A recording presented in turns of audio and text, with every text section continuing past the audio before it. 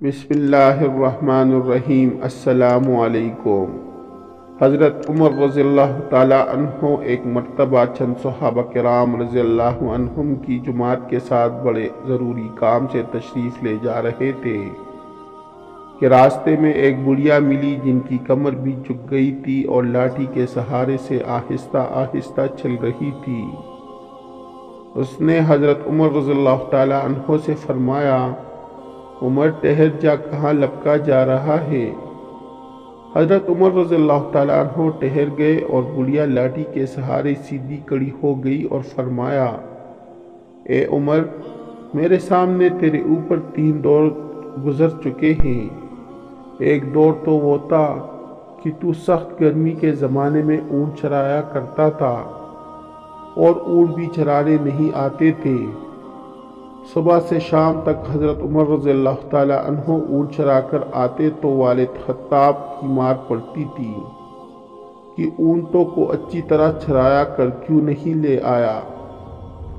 تو اس بڑھیا نے کہا کہ تو اونٹ چرایا کرتا تھا اور تیرے سر پر ٹاٹ کا یا کمبل کا ٹکڑا ہوتا تھا اور ہاتھ میں پتے جاڑنے کا انکڑا ہوتا تھا۔ دوسرا دور وہ آیا کہ لوگوں نے تجھے عمیر کہنا شروع کیا، اس لیے کہ ابو جہل کا نام بھی عمر تھا اور اس کی طرف سے پابندی تھی کہ میرے نام پر نام نہ رکھا جائے۔ گھر والوں نے حضرت عمر رضی اللہ تعالیٰ عنہ کے نام میں تسخیر کر کے عمیر کہنا شروع کر دیا تھا۔ جب غزوہ بدر ہوا تو اس میں ابو جہل مارا گیا۔ اس وقت تک ان کو عمیر ہی کہا جاتا تھا۔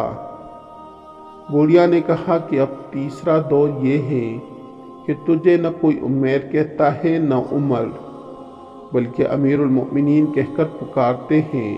اس تمہید کے بعد بوڑھیا نے کہا، رعایا کے بارے میں اللہ سے ڈرتے رہنا۔ امیر المؤمنین بننا آسان ہے مگر حق والے کا حق ادا کرنا مشکل ہے۔ کل حقوق کے بارے میں باس پرس ہوگی، لہٰذا ہر حق والے کا حق ادا کرو۔ حضرت عمر رضی اللہ تعالیٰ عنہ زار و قطار رو رہے تھے، یہاں تک کہ داڑھی مبارک سے آنسو گر رہے تھے۔ صحابہ کرام جو ساتھ تھے انہوں نے بڑھیا کی طرف اشارہ کیا کہ بس تشریف لے جاؤ۔ حضرت عمر رضی اللہ تعالیٰ عنہ کے رونے کی وجہ سے زبان بھی نہ اٹھ سکی، اشارے سے ہی منع فرما دیا کہ ان کو فرمانے دو جو فرما رہی ہیں۔ جب وہ چلی گئی تو صحابہ رضی اللہ عنہم میں سے کسی نے پوچھا کہ یہ بڑھیا کون تھی جس نے آپ کو اتنا وقت ضیاع کیا؟ حضرت عمر فاروق رضی اللہ تعالیٰ عنہ نے فرمایا کہ اگر یہ ساری رات کھڑی رہتی تو عمر یہاں سے سرکنے والا نہیں تھا۔ یہ بی بی صاحبہ حضرت خولہ بنت ثعلبہ رضی اللہ تعالیٰ عنہا ہیں، جن کی بات کی سنوائی 7ویں آسمان کے اوپر ہوئی اور اللہ تعالیٰ نے ارشاد فرمایا، بالیقین اللہ نے اس عورت کی بات سن لی جو آپ سے اپنے شوہر کے بارے میں جھگڑ رہی تھی اور اللہ کے آگے چیخ رہی تھی۔ پھر فرمایا کہ عمر کی کیا مجال تھی کہ ان کی بات نہ سنے جن کی بات 7ویں آسمان کے اوپر سنی گئی۔ ایک اندھیری رات میں حضرت عمر رضی اللہ تعالیٰ عنہ بنفس نفیس گشت پر نکلے تو ایک گھر میں انہیں چراغ کی روشنی دکھائی دی اور کچھ لوگوں کی باتیں کرنے کی آواز بھی سنائی دی۔ آپ رضی اللہ تعالیٰ عنہ نے تجسس کے ہاتھوں مجبور ہو کر دروازے کی جری سے جھانکا تو کیا دیکھتے ہیں کہ ایک سیاہ فام غلام اپنے سامنے شراب کا برتن رکھ کے شراب پی رہا ہے اور اس کے ساتھ کچھ اور لوگ بھی ہیں۔ تو آپ نے دروازے سے داخل ہونا چاہا مگر دروازہ اندر سے بند تھا، تو آپ چھت پر چڑھ گئے اور ہاتھ میں درا لیے ان لوگوں کے سر پر پہنچ گئے۔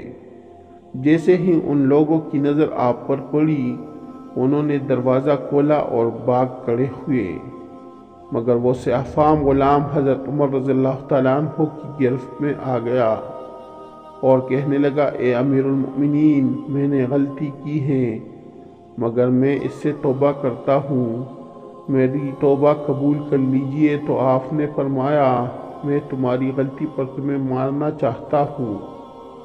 تو اس احفام غلام بولا اے امیر المؤمنین، اگر میں نے ایک غلطی کی ہے تو آپ نے 3 غلطیاں کی ہیں، کیونکہ اللہ تعالیٰ فرماتا ہے اور ایک دوسرے کی حال کا تجسس نہ کیا کرو، جبکہ آپ نے تجسس کیا، اور اللہ تعالیٰ فرماتا ہے گھروں میں ان کے دروازے سے آیا کرو، جبکہ آپ چھت کے ذریعے اندر آئے ہیں، اور اللہ تعالیٰ فرماتا ہے اپنے گھروں کے سوا دوسرے لوگوں کے گھروں میں گھر والوں سے اجازت لیے بغیر اور ان کو سلام کیے بغیر داخل نہ ہوا کرو، جبکہ آپ داخل ہوئے اور سلام بھی نہیں کیا تو ان چیزوں کو اس کے ساتھ برابر کر دے، اور میں اللہ سے سچی توبہ کرتا ہوں کہ دوبارہ یہ حرکت کبھی نہیں کروں گا۔